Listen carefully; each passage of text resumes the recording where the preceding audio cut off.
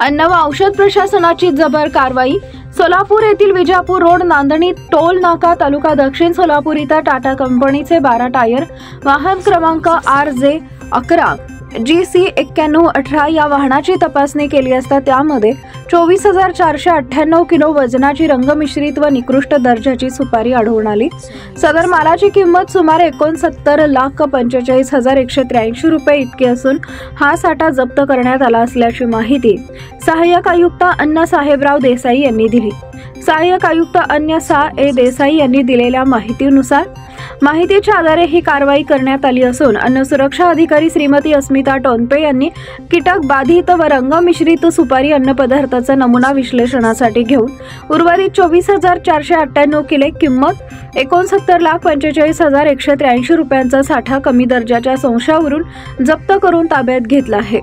सदर प्रकरणी अन्न सुरक्षा व मानदे कायद्याअंतर्गत पुढील कारवाई सुरू आहे। सदरची कारवाई सहाय्यक आयुक्त साहेबराव देसाई, अन्न सुरक्षा अधिकारी व श्रीमती अस्मिता टोनपे तसेच नमुना सहाय्यक श्रीशैल हिटनळी यांच्या पथकाने केली असल्याचे अन्न व औषध प्रशासनाचे सहाय्यक आयुक्त अन्न देसाई यांनी कळवले।